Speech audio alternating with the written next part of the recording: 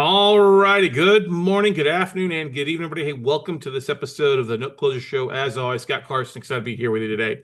Today's episode is kind of a part two to a previous episode that we did 5 episodes ago. If you remember, dating back, we had a case study that we kind of broke down to after the July Note Buying for Dummies workshop. We did an episode on infinite returns, how to make infinite returns, with performing notes. And it was basically it's an episode on a deal that we came across while working through a tape during our workshop. It was a property in Toledo, Ohio. This is a previous photo of it from June of 2023. And then this was an updated photo of the property after the current note holder obviously rehabbed it, did some work to it, and then sold it on owner financing. And one of the great things about it, it was a performing note, just to give you a bit of the details again, of it $106,000 UPB, $110,000 sales price. The bar brought about $2,000 to the table, so not a lot of money, not a lot of skin in the game to the table. It was originated back in March of this year, March 28th, 30-year, 8.9% interest rate. The P&I payment is $845.71 a month. The RMLO is, it was done through an RMLO, third-party service at Allied, and they're looking to sell it at $44.7. Okay. Now, that's not bad. I mean, I'm like, wow, that's really at 40 cents on the dollar, give or take a little bit, right? And so we're like, oh, that's not so bad. $845 a month. That's pretty good. Now, the thing that concerns me is the previous value was like $56,000. And obviously that's a valuation before the rehab and then selling on terms. Now, is the 106, $110,000 sales price a little escalated? Yes, we talked about that. Current market rent's about $1,000 a month. And like I said, they're selling it at the old fair market value price of being at 56. That's at 80% at the 46,000, okay? Or 42% of the UPB. If you take the 845.71 a month P&I payments times 12, that comes to $10,000 plus a month annual cash flow. And that based on the purchase price of 46 is at 22.7% ROI. Not bad, right? And then we dove into kind of going through the numbers of it. So what I did is I made an offer, right? I went and made an offer immediately on that Saturday night after the class, and I submitted an offer. And they said, the seller obviously said on the tape that it was performing and that they were flexible on it. So I was like, well, okay, what do the numbers look like if I dive into a little bit differently? If I get, instead of at 46, I make an offer, say at 40, right? So let me pull this back up because I've got the spreadsheet that you guys loved. So you can kind of see where we're going about making the if it returns, because if we're buying it at a good price, right? All right, there we go. Just trying to get my screen's all acting confused. All right, so this is the spreadsheet once again here. Let me move some stuff over here. Why is mine on here twice? But anyway. All right, so come on, move my face. So they said flexible, newly originated. I didn't like the 56, so I said, okay, let me make an offer at 40. Well, the 40 turns into a pretty good yield. Now, if I'm borrowing money, all right, here we go. So if I'm borrowing 40 and I have 8% money cost, that means I'm paying $3,200 a year. If I'm paying 12%, I'm paying $4,800 a year, right? And after I pay my monthly, if I receive my monthly payments and then pay my investors their interest rate, I'm going to cash flow anywhere from $445 a month on a 12% investor, all the way up to just under $580 a month with an 8% investor, which is great, which is phenomenal. That's phenomenal, right? But if they're not performing, then I have to worry about foreclosing, right? And the foreclosure could be pretty good. If my purchase price was originally 45, if I change that to 40, then my costs go down, obviously a little bit. My total cost would be about 47 and change. I mean, if I got to pay a prepayment penalty to my investor for 1 year of interest, okay, there's that. The foreclosure cost about $3,500 in Ohio. I'm in at 47. If it truly is worth 110, then I'm going to net 99 minus my 47. I'm still going to net about 51, right? Now, if the borrower stays in the house and keeps paying, and then they refinance me out after 5 years, the UPB after 5 years is 101,604. That's still a $61,000 profit. That's a pretty good day after getting, you know, anywhere from 5,000 to just under 7,000 in cash flow. You know, and that's just under 27,000 to 35,000 in 5 years of cash flow. So this could be a really good deal with two caveats. One, the value sticks, and two, the borrower's paying on time, right? So I made an offer, all right? Made an offer, and it was crickets for 2 weeks. I even tracked down the owner, emailed them directly to their website, you know, found an email, sent an email to their sales thing. No, nothing. For crickets for 2 weeks. Okay. It's like, well, crap, I'm not going to get this deal. Who knows, right? But suddenly on the blue, on last Thursday, I get a message, hey, there's an update. Seller's interested in my offer. And I'm like, oh, okay. So they literally send me a collateral file, a Google Doc with all the collateral in it and stuff like that for due diligence. Now, I wasn't going to order a BPO until I knew an offer was accepted. And they came back and he said, okay, yeah, if you're going to be solid at 40, we'll continue. I'm like, oh, they're going to accept 40. That's kind of a good thing, right? So they send the files over to me, and I start looking at the files. Okay, so let's dive in that so you can kind of see what I'm talking about here. And if you're listening to this episode, you will probably want to check out the video, you know, on our YouTube channel, WeCloseNotes.tv. If not, I hopefully am going to share enough information in this that you maybe don't need to do that. But anyway, let's see here. Let's go over to the file folder. Okay, I had it pulled up here a second ago. These are all spreadsheets. Oh, spreadsheets. Let me just go back to. Oh, here we go. Boom, share that. And let's go over here to the file folder. Okay. I think you can see it now. All right, perfect. Okay, so we're going to share this. So I get this file folder, and it doesn't look bad. And it's dated, last modified was June 25th, which was basically 2 weeks ago. They give the borrower underwriting, property insurance, closing documents, title insurance, the valuation, and servicing history. Okay, so the first thing I want to look at is let's look at the valuation. Let's look at what they came up with, a BPO number. All right, so if I'm going to click on the valuation, it gives me an exterior BPO, which I like. Okay. And looking at this exterior BPO, I'm scrolling through it, and they say the value, 90-day marking. Now, let's look at the date of this. This is December of last year, okay? So it's 8 months, you know, 9 months, December 23rd, so 8.5 months old, okay? And the subject property here is the subject property, and they give it a value. Look at this, as repaired, price estimate, somewhere around 56 to 61, not 110,000. Okay. Now that could still be old based on previous stuff, because this is December before the note was sold on terms in March. Okay. So about, we'll just say a $60,000 value is what they say. Okay, 60. And if they want to sell the note at 40, I'm at 66 cents on the dollar. Okay, still not bad for the performing note, right? If there is equity above it, and there's actually, this is negative equity. The borrower has negative equity, right? They owe 106,000. Okay, so the BPO, would I order another one? Yeah, I'll still go ahead and order another one just for the heck of it, because you can't trust something 9 months old, basically. Okay, so we've gone there. Let's go back here. Let's look at the servicing history, which is very important. Let's make sure. And I see, okay, it's with Allied, which is good. They said that. Last modified here was August 4th. Okay, so here's August 4th payment history. Let's look here. Let's see if they've made any payments. Okay. And I'm looking at this and I'm like, wait a second. If I'm going to see a payment, so I see payments here from basically, it's not that much. So I see dates. When you look at a servicing history, you want to look dates. Okay. And I see a date for June, July 30th. So they haven't been there very often. And I don't see anything on the principal balance side. I see zero on the principal balance side, but I don't do other things, other amounts here. And I start seeing late charges. Well, if a borrower is paying on time, they shouldn't have a late charge.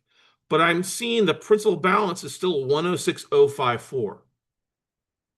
Remember, that's what was advertised as the UPB from March of this year. If that borrower has made 5 months of payments, the UPB should not be 106,054. It should be 105 something, 104 something. So that's a red flag. Like, oh, wait a second. Now I can understand, okay, maybe they're self-servicing. and they're transferred over to help sell the note, which is a good thing to do. I'm like, okay, all right, maybe that's the case. Maybe they're just moving it over to take a look at it. And I'm going to click, okay, let's look at this other payment history and see if there's any more dates. Now, it says May 1st. Oh, June 1st. No, nothing. Still 106054.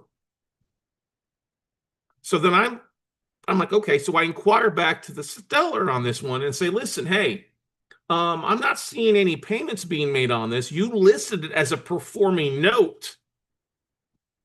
I'm not seeing any making payments. And that's when the seller discloses. First and foremost, let me say that. They say, hey, we apologize. Apologize for not getting back to you. Somebody else had it under contract, and we gave them 2 weeks to close on it, and they didn't follow through. And I'm like, okay, that I can understand that. That makes sense. Totally makes sense. And I asked him after looking at this back in, I'm like, well, the things that come to my mind, and I don't know if they come to your mind, why didn't they close? If they were going to buy it at 46, which was supposed to be such a great deal, why didn't they go and close on it? Because it was listed as performing, right? Well, guess what? It's not performing. It's not performing at all. And they said, well, the bar wanted to reduce the value, reduce the bid dramatically, and they didn't want to accept that. So, well, I know the reason they probably wanted to decline, reduce their bid, fade their bid, is because the borrower's not paying. It's not a performing note as promised. Okay? It's not performing as promised. Now, is 40 such a bad deal? Because they were like, well, if you'll stick with your 40, we'll go ahead and move it, and you'll get 2 weeks to close on this, to go through everything. I'm like, okay, that's fine. I can understand that. But if they're going to get angry about somebody fading a bit stuff. Now, taxes don't look like they're owed on this besides the current year, which is not a big deal. I ordered a BPO this morning early, so somebody's going out and hopefully looking at this week, so I have a better idea. Now, if the value comes back above 56 or above 60, that's a good thing. I like that. If it comes back below 56 or 60, I'm not happy with that. All right? I'm not happy with the fact this is not performing. Now, what they said, I said, do you have any color on what happened with the borrower? And they said that the borrower was a first payment default, lost their job, and she's supposed to get back to work in June. I'm like, okay, what's August? I can understand people losing their job. This is why you always want to get more skin in the game. Getting a $2,000 down payment from this borrower, it was not a good thing to do. Okay? This is why we like seasoning, ladies and gentlemen. That's why we talked about before. I didn't like it that was brand new in March, but the ROI could offset it, provided the borrower is making payments. But the borrower is not making their $800 a month payment. The borrower is making 0 payments per month right now. And if they were out of work and were supposed to get hired back in June, or let's just say July, got hired back last month, have they reached out to do any sort of payment plan to get back on track? Look, I can forgive some stuff from a borrower being late. If they've lost their job, I can be flexible. I mean, Jesus, we went through COVID. We were giving people 90 to 180 day, forbearance plans to allow them to get back on track with things. But, if you're not going to make any payments, and now it's not a note that I want to take down because I don't want to pay an investor 8 to 12% on a non-performing note, especially if it becomes where it's now a skinny deal. If the value truly isn't 6 figures in 100, and look, if it's at 80, okay, value's at 80, that's not a bad thing. If it's at 60 and I'm paying 40, it's a little high at 67 cents on the dollar for a non-performing note. Now, if the value keeps going up, which hopefully it will, great. But if the borrower makes no payments, then I have to foreclose. They're now in serious default. They're now 6 months behind, and I now have to start the foreclosure process to take the property back. Am I going to get $110,000? Probably not. So this all weighs on one piece of documentation right now, right? The collection notes, there's not really any collection notes in here, okay? What really relies on any and everything, and here's the thing I don't like seeing, like NSFE, $20. That'd be the borrower tried to make a payment, a partial payment. ACA tried to make a partial payment for $50 or $55, and that bounced. Okay. See, they made a payment for, on April 1st. Oh, no, they made a payment on June 27th for $50, $55. And that check bounced. You know, if I could see a payment here for $400 and it went through, great, that's a good thing. Okay. If it didn't go through, that's not a good thing. So once again, it comes down to I'm buying a non-performing note that's occupied. It's basically been rehabbed based on what I can tell, but you got somebody living in it now that's now going to, I have to go through the foreclosure process if they're not going to make any type of mortgage payment. So if I'm into it at 80 now, let's go back to the calculation. Let's share this. Okay, so you should be able to see this now.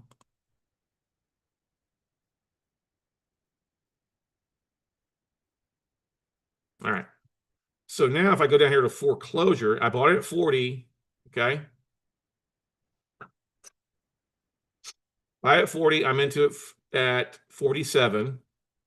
The sales price, even if it's, let's just say it's 80, that's what we're shooting for. Net sales price 72, 47, I make 25 grand. It's a pretty good date after paying my investor 1 year, because it's probably going to take a year to foreclose.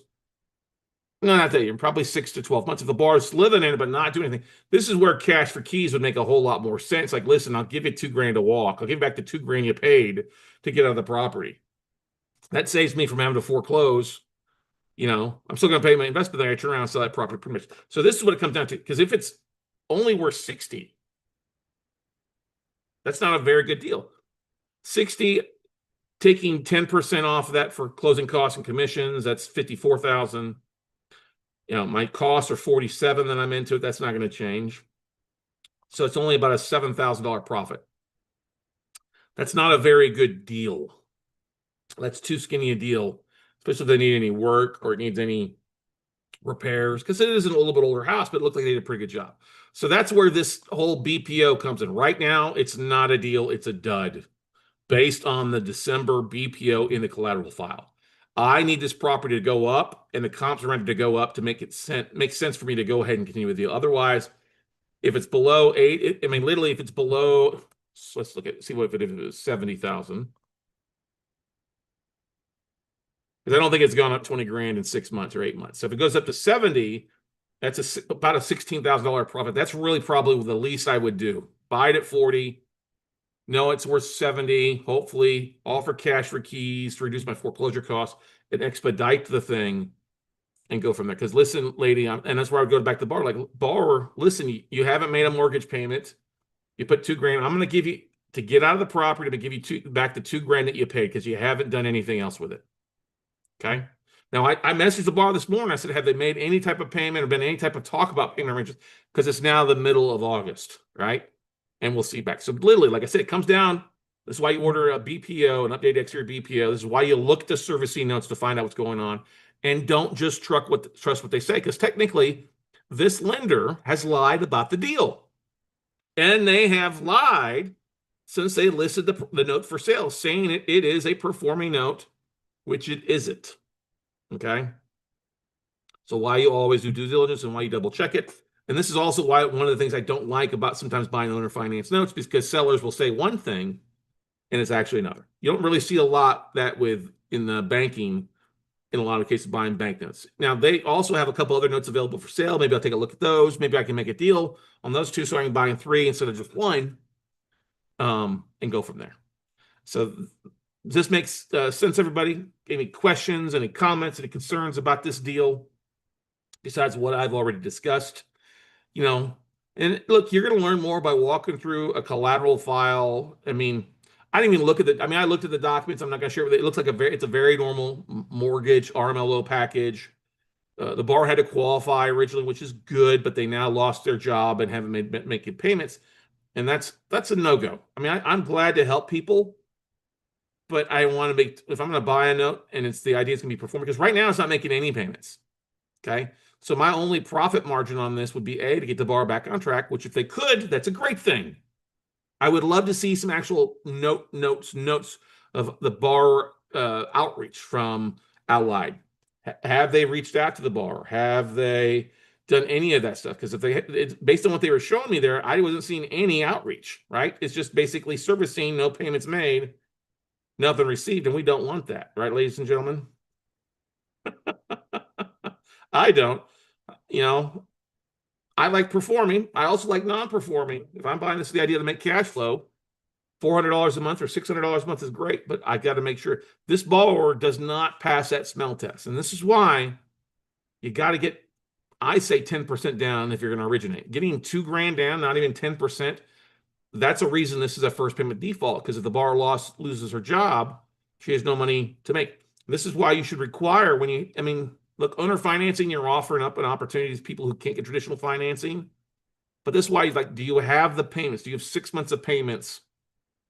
You know, the 6 months of payments, do you have $5,000 sitting in the account somewhere? You know, like a reserve statement, reserve balance. This is what banks require. Hey, do you have a reserve 6 months for the payments if something happens? This didn't happen. So, I mean, look, I get trying to help somebody probably we're going to make some good money and sell the note and make money. Well, if they're not making payments, you ain't selling a performing note at a good yield. So, like I said, we'll order the BPO. We'll see what happens. If the value comes back at 70 or greater, we'll proceed. If it comes back below 70, we're not going to proceed. And we'll go from there. So hopefully you enjoyed this episode, ladies and gentlemen. You learn a lot. And that's why you always look at the due diligence file. And following up with them doesn't necessarily, following up with your bidders, this is a lesson. If somebody doesn't respond to you, don't give up in 2 weeks, follow up, because maybe we could work something out. Maybe I come back to them once the BPO says something like, hey, your values are coming back in low. It's not worth what you sold it for. Let's work something out here. Where are you at? Okay. Would you be willing to finance the note purchase to me?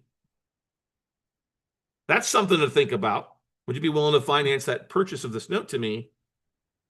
And then we go through the process. So I'm going to come to the table with a ton of money. I just got to come to the table with the legal. And then we, in that case, we finish the foreclosure. And then we could turn this into an RML loan. I mean, not an RML loan, but a hard money loan that it turns to a first trust deed while we turn around and sell the property, if it makes sense. That's something to think about. This guy or gal that they owner finance the borrower, well, would you be willing to owner finance the note purchase to me? And we go through the legal process to foreclose. They probably won't, but you never know unless you ask, right, ladies and gentlemen? So hopefully you found this valuable, guys. We got more case studies. We've got some great stuff coming up here. Our next episode released is our 1,000th episode. It's hard to believe that. And it's great about social media is on Friday or Saturday morning, get alert that 6 years ago was our 500th episode. And so very excited about the 1,000th episode upcoming here. We'll be releasing, we did a kind of a guest interview with Tom and Tracy Hazard, some really good friends helping me launch the podcast. And I think it's a great episode you'll like. Also, for those of you that are toying around with our AI clone, thank you. Keep checking that out. For those that are spending time, if it tells you that you've run out of credits, if you log into Google, it'll allow you to use a little bit more. All right. So some people are like, well, it wanted me to time out. Well, you got to log in. It's got to track it. It wants to track you. I get it, but everything does that. So thank you for those guys that are going in there, spend time on it. I'm going back and looking at every question people are asking, making sure it sounds like me, it talks like me, it quacks like me, and it's doing that. So once again, check that out. We'll put the link in the description here for our AI clone, delphi.ai/Scott Carson. So anyway, guys, if you have any questions about deals, cases you're working through, I'm glad to go through with you. Glad to walk you through the process of the due diligence side and hold your hand through your first note purchase. So go out, take some action, everybody. Have a great day, and we'll see you at the top. Bye, everybody.